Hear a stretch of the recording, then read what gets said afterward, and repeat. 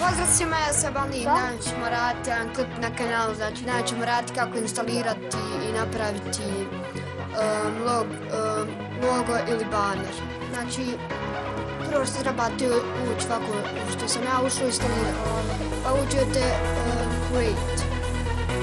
I onda izaberite kako će hoće da vam ima.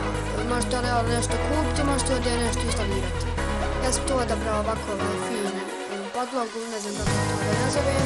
Tu možete svašta podesiti i ja sam nisam za to podesavao puno, sam malo bez obavljava. Tu možete isto namjestiti da hoćete da vam tačka ide gore, dole ili ove linije.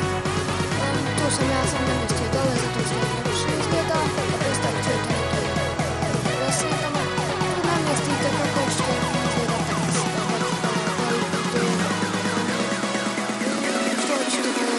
Samo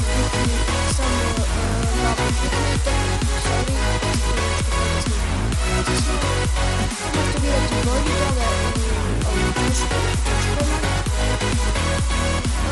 Tu možete isto nešto namještati, tu možete kako ćete na tekst izgleda, kako ćete izgleda, tu ima baš puno opcija, ja sam to odabrao za ovu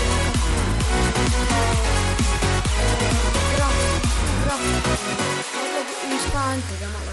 Znači, smanjite ovdje uđete i ovdje piše size. Tu se fino namjestite i tu dva put kliknete i namjestite tekst. Ja ću tu svoje ime. I tu ću ja namjestiti kako ću da mi izgleda. Evo tu malo povećat ću. Fino ću staviti ovako na sredinu. Još ću malo uvećati. I tako ćemo staviti tu na sredinu. Znači sada idemo, možemo namjestiti kako hoćete da vam izgleda. Prvo možete namjestiti kako da vam izgleda, sorry, znači kako da vam izgleda pozadina iza ovako možete.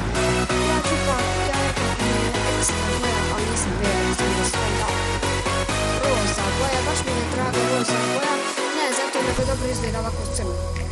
Baš je dobro, znači tu možete fino namjestiti koja hoće da vam bude. Možete tu neka srce, nešto možete namjestiti, a to neću. Ja ću staviti dole krunu, ima jedna kruna dole.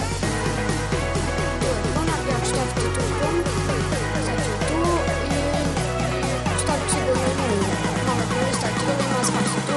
Stavit ću i rozu, samo da vidite što ima dole. Ja ću staviti u roza zato što je baš ekstra ova roza boja na kao kruna na nalaze. To je baš lijepo. Tu namjestite kako će da vam izgleda, tu možete rešavati, zanimati kako će da vam izgleda boja. Ja ću tu ipak staviti rozu kako sam rekao.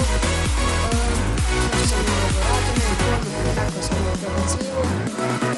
Sada snimam samo zvuk, a prije sam snimio ovaj klip, pa eto ga, tu sam čuto i to je to ljudi, tu možete share, staviti to na face ili da spasite, a ja sam već spasio, vidimo u sljedećem klipu, čao!